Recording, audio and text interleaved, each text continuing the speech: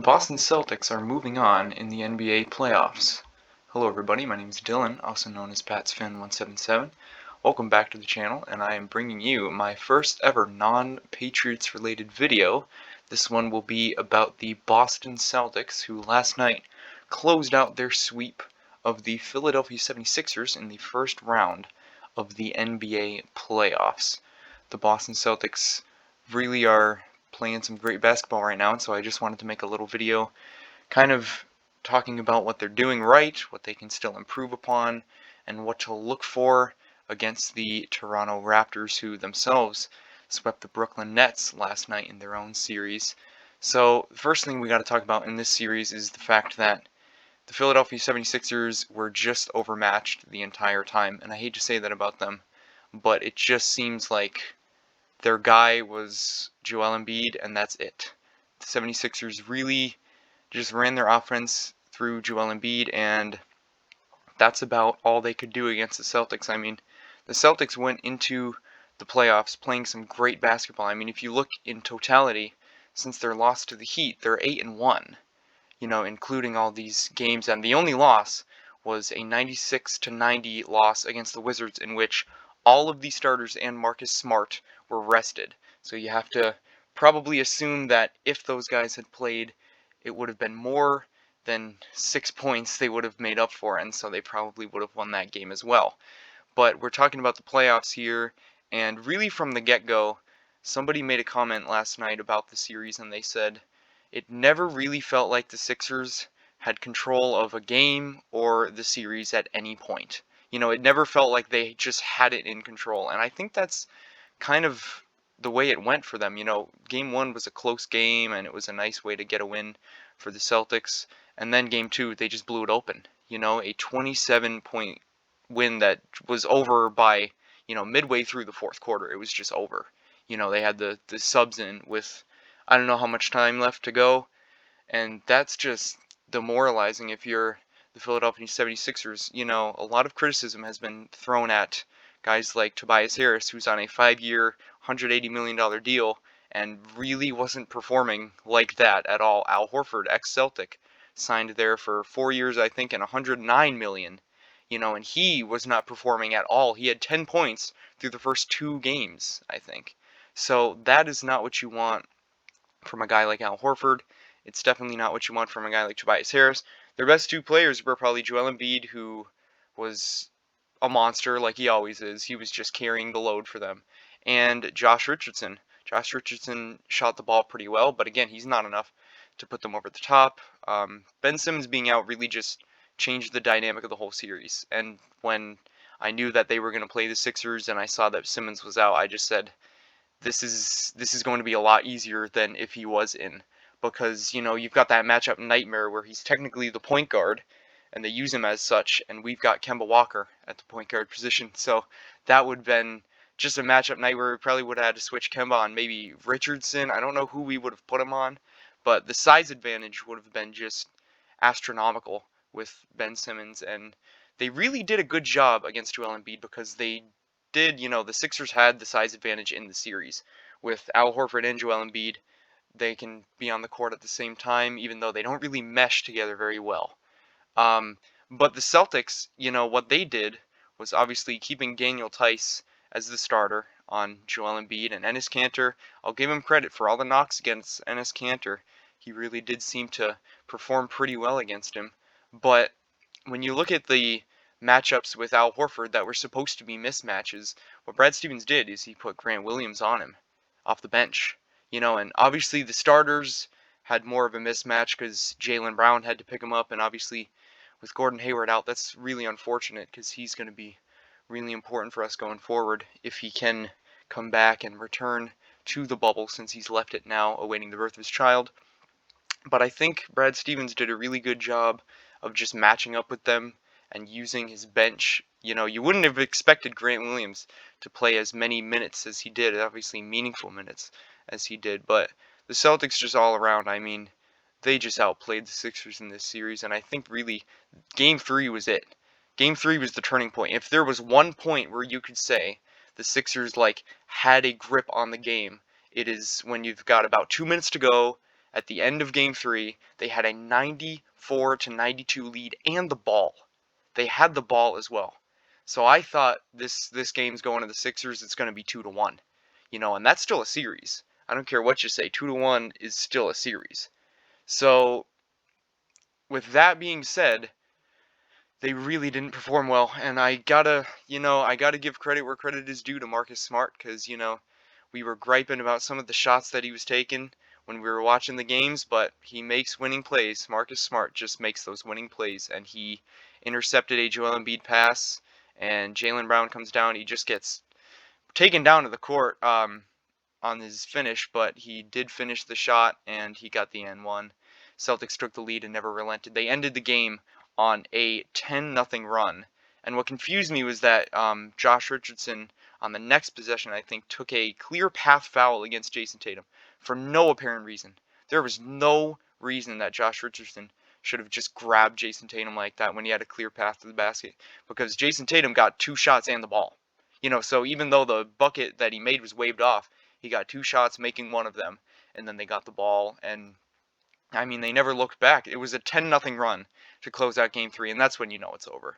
I mean, you want to give them credit for Game 4, and they made it close at the end, and they kept the game close. It was a closer game, and that was the only game where I think Tobias Harris and Al Horford made any impact. And I got to give Tobias Harris a ton of credit, because he took that nasty fall, and he had that cut over his eye, and I thought it was really bad. It was really awful to look at. His head just hit there was no resistance. He couldn't even catch himself. His head just whacked against the court. Terrible, terrible thing.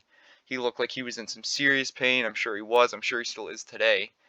But when he came back in and he checked in with about 5 or 6 minutes to go, and the Sixers were down 14 at that time, I gave him so much credit for that. He could have just packed it in. He could have just said, we're leaving Orlando. There's 6 minutes to go in our season, more or less. So why even bother? But he went out there, and really, I think the fans who were dragging his name through the mud and just roasting him and not giving him any credit, I mean, they don't even deserve what he did for them. They don't even deserve that performance that he gave them.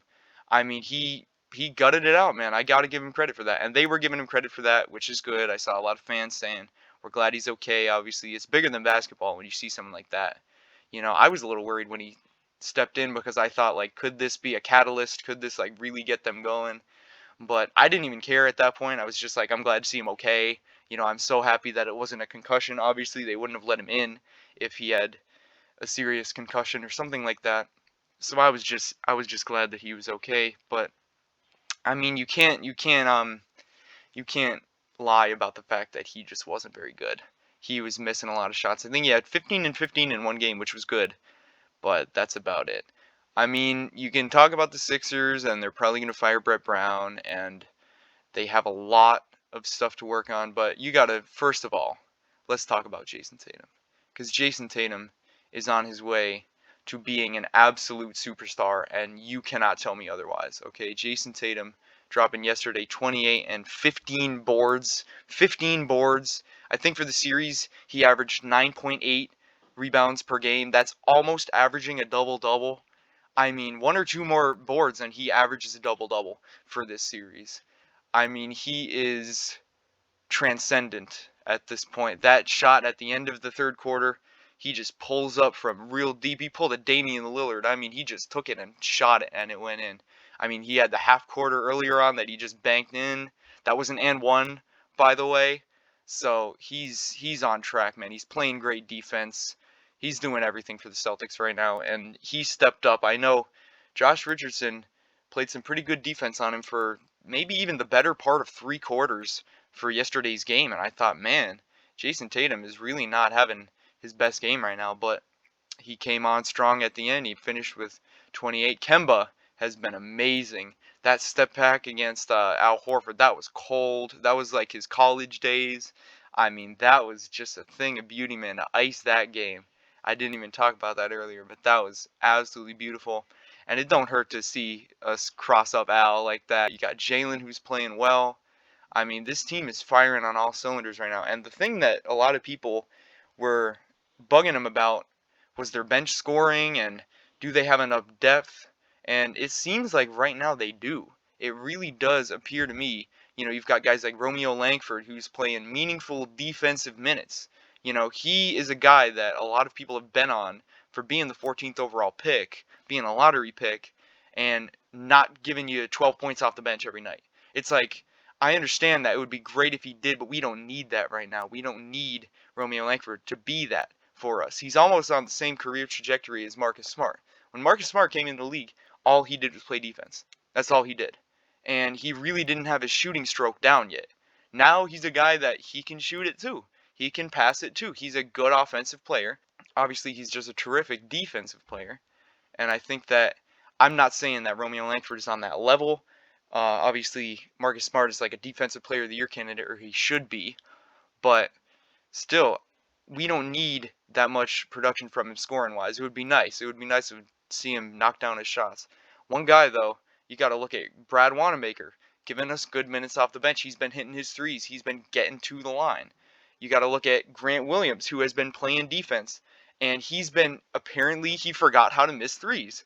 Apparently he can just drain threes all day now, which is amazing. That's kind of what the Celtics had in mind with Semi Ojeleye, and that's why I think that Ojeleye, you didn't see him as much. He's been playing well, but you didn't see him as much in this past 4 games because Grant Williams is just doing what they drafted Semi Ojeleye to do, where he's a more undersized guy, but he's big, he's strong, he's tough. He'll drop his knees and say, "Come at me," on the defensive end. And then on the offensive end, he'll hang back. Maybe he'll shoot up a couple threes, and that's what he's been doing. That's exactly what they need from a guy like Grant Williams. So they're getting perfect production out of him. I think Robert Williams, he could be a matchup guy in this upcoming series because, the Sixers, they had two big guys in Joel Embiid and Al Horford, whereas you need kind of that center and a smaller center forward kind of thing like Grant Williams is. But for this upcoming team, the Raptors, they have Gasol and they have Pascal Siakam. So I wouldn't be surprised to get a taller guy that's more athletic, like a Robert Williams, trying to match him up against Siakam because he's just that kind of weird in-between hybrid kind of guy. He's like Giannis, but obviously not as good as Giannis. No one's as good as Giannis right now. But right now, the Celtics are playing great basketball. I think everybody's making too much about the Sixers, what they did wrong, and they're not really looking at what the Celtics did right. And I think they're doing a lot right now. They came into the playoffs really on a hot streak. They're beating these good teams, and they just crushed the Raptors, which is why I'm more confident about this than I think a lot of people are. I get that the Raptors are a really good team, and I get that it's going to be tough without Gordon Hayward, but I still think, that we are a deep team, and people don't give us credit for that because that's just been kind of the narrative going forward through the entire year. And if there's anything that we learned from this Sixers series is that we can slow down bigs now. And we don't have to worry about people really locking up our guys, our forwards, because they're just too good right now. They're too talented. They're playing too well. Jason Tatum is going to get his. Jaylen Brown's going to get his. Kemba Walker's still there, and he's going to get his. And he's been playing even better and better and better every single game. And his knee rehab is really working, and he's getting in there at full strength, at full speed. So right now, they're just playing great basketball. I don't know how far they can go, but I'd love to see them take this Raptors series. I think really, I might just be biased here, but I think I'm taking Celtics in 6. I think the Raptors take us to 6, but that's about it. I think they were the better team, not record-wise, but right now, they are the better team than the Toronto Raptors. I'm sorry. They're a really good team. And to lose Kawhi and be this good, still be the number 2 seed, because they are seeded higher than us. So to still be the number 2 seed, that's really impressive, and I got to give them credit. All due respect to Nick Nurse, their coach, and everybody on that team. They got some good players. Siakam came on strong. He's going to be tough to stop. They got a lot of guys. They are a very, very deep team. But I just think that the way the Celtics are playing right now, if they can keep up that same intensity, if they can keep up their, the winning plays that they've been making. That's just the difference about it. They're just making these winning plays. Even in this game, they were down, I think, going into the fourth quarter, and instead of going into the fourth quarter down, they had this ridiculous run. I don't know what it was, like 19-2 or something. It was really crazy. So they just don't go away, and they will get theirs. That's what I keep saying. Daniel Tice playing really well, Enes Kanter playing really well for what they got him for. He's not going to give you a lockdown defense, but they're still playing really great. So, I don't know, man. I think the Celtics are going to go far. I think you've got the Raptors and then probably the Bucks. I like the Heat, but probably the Bucks. I'll have to say that. So, Celtics are really on a tough path here, but they're just going to have to see how it goes. Jason Tatum is still ascending into an absolute superstar. I'm not even kidding about that. There are not many players in the NBA. I think, you can maybe find 13, 14, 15 guys that I would take in the NBA over him right now. That might be a hot take, but I'm not kidding. The way he's playing right now, he is just that good, and he's a terrific, terrific young player. I think the future is bright for them, but the future is now. Really, they can be the present too. I don't see why they couldn't be. So, again, I think there was no way that the Sixers should have got swept, even without Ben Simmons. They shouldn't have got swept. There should have been one game that they were able to steal from us, and that was probably game 3, but they were stealing it, and then we stole it back. Quite literally, with Marcus Smart stealing that. So I think there are a lot of issues with the Sixers, and you're going to hear about that a lot if you watch anybody. You're talking about Brett Brown's communication issues, how he didn't like confrontation, putting it out to the media that he wanted at least one three-pointer a game from Ben Simmons and saying you can pass that along to him. That's not professional. You can't do that when you're dealing with these young guys and trying to develop them, and then you're going behind their back and talking to other people about it and talking to other people about their problems. You got to talk to them. And that's something that Josh Richardson said. He said, listen, we got to have more accountability. And that's true. And I think it was just the Sixers weren't ready for the Celtics. I'm sorry to say. Their defense against Kemba was just not there. That pick and roll worked every time, and Kemba got an open look. I mean, he did. He got open looks every time he wanted them, and I'm not sure why. I'm not sure why they wouldn't change that around or tinker with whatever they were doing, but whenever he would come off that pick and roll, the big guy that was in the paint would stay in the paint. He would stay back. They were instructed to do so. So I'm really just surprised as to the lack of any changes there. But that's about it for today. I don't want to keep this video too long. This will be my longest video by far, but I just wanted to give a little kind of a recap of the last series and a preview of the next one. So I think the Celtics are in a very good place right now. I think that we can go as far as Jason Tatum and Kemba Walker and Jaylen Brown will take us at this point. So anyways, guys, I hope you enjoy that. I'll definitely be doing my Patriots training camp roundup in a couple days, probably. I hope to have that up. I'm trying to work on things as to how I'm going to tie everything together and how much I can really say with confidence, because we haven't been able to see a lot of their practices, unfortunately. But other than that, I will try to keep you posted. Maybe I'll do something about the Bruins as well, who also won their playoff series by a considerable margin. And that's about it. I hope everybody has a fantastic day, and I will see you all again soon.